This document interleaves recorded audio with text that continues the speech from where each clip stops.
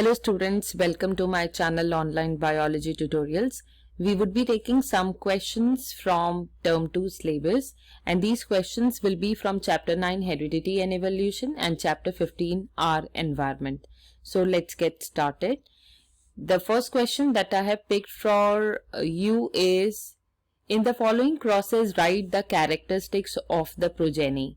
Now when they are asking about the characteristics, it is generally meant that they are asking about the phenotype. So if you go on doing the cross, in A it is asking round yellowish cross with round yellow. So this is very easy. You need to make a cross like this between the two parents. So here the gametes will be capital R, capital Y, and here also the gametes would be capital R, capital Y. When F1 generation is going to be formed, it will be capital R, capital R, capital Y, capital Y. So of course the phenotype will be round and yellow because the parents were round and yellow. So here we would be writing round and yellow. And you need to show this cross also, otherwise they may deduct few marks. Right? Next is capital R, small r, capital Y, small y. It is crossed with capital R, small r, capital Y, small y. Now in this type of cross, this is exactly similar to the dihybrid cross when F1 was selfed or self-crossed, right? So here the gametes would be capital R, capital Y, capital R, small r, capital Y, and small r, small y. Same way, this will also have its gamete. So this is exactly similar to dihybrid cross. So we can directly write that we have got a round and yellow, round and green, wrinkled and yellow, and last combination will be wrinkled and green. Okay, so these are the phenotypes which we will be receiving by crossing these parents, and in such type of cross you are required to show the Punnett square only. Okay, I have not made this because we have revised it many a times. So capital R, capital Y, capital R, small y, and then you'll be making small r, capital Y, and in the end you'll be writing small r, small y. So as you will be writing along this line, these are our female gametes, and the ones which are written by green color, they are all male gametes. So here you are required to fill the information and then you have to show them the result, right? So we are done with part A, we are done with part B. Now we are coming to option C, which is small r, small y, small y, small r, small r, small y, small y. This is again similar to option A. These are our gametes, and in this case only this would be the probability that small r, small y, small y. So the genotype will exactly be same as the parent. So 100% green and wrinkled offsprings will be received. Fine. The next one is capital R, round yellow is crossed with wrinkled green. So if I am crossing round yellow with wrinkled green, then here capital R, capital Y, small r and small y. So it will make capital R, small r, capital Y, small y. So here we would be writing that every individual will be going to be round and yellow, right? So they are asking actually if these are our parents, this is parent 1 and this is parent 2, then what would be the result? Okay, so this is parent 1, parent 2, and they're asking for the offsprings. So you need to tell the phenotype in this type of cross, right? But in each case, it would be great if you show the cross. Do not come to direct answers in heredity problems. Let's move on to next now. Student, this is another question that I have picked for you from chapter number 15, Our Environment. The question says, in a bio class, teacher taught students about energy flow by drawing a food chain.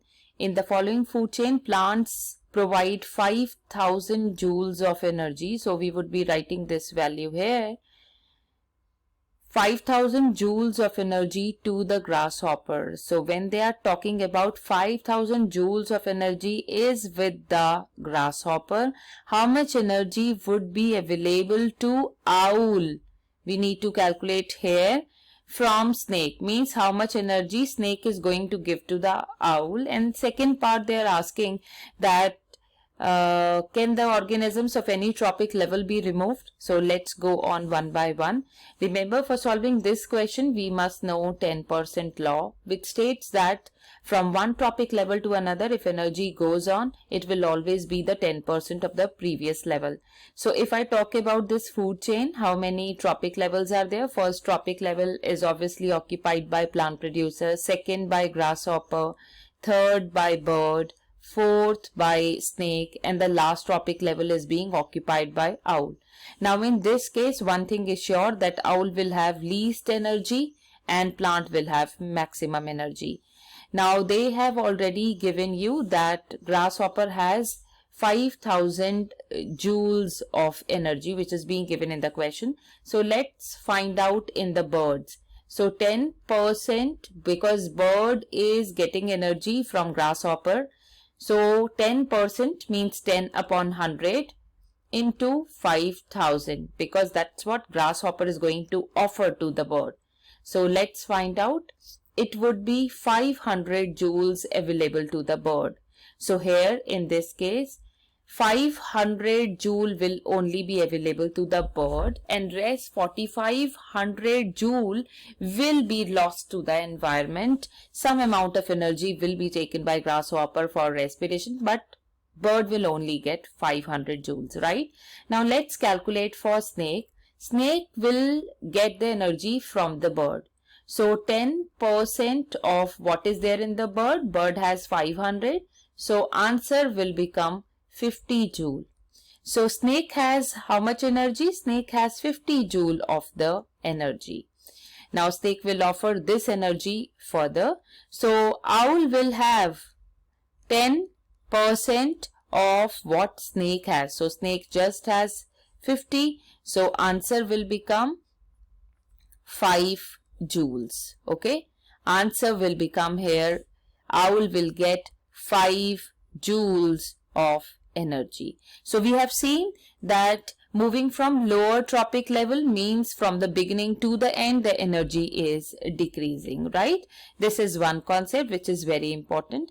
Now let's see, can the organisms of any trophic level be removed? Answer is a big no, because if you are going to remove snake, the population of bird will be increasing, and owl, because of starvation, they will be dead.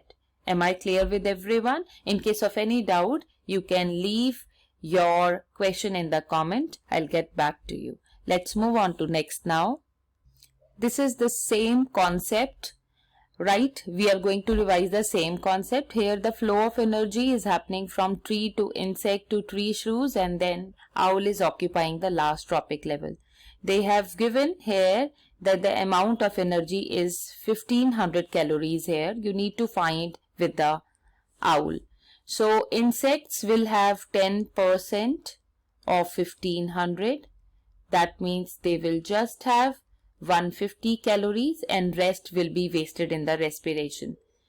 Now if we want to calculate for the tree shrews will have 10% of 150 and it would be 15 calories only.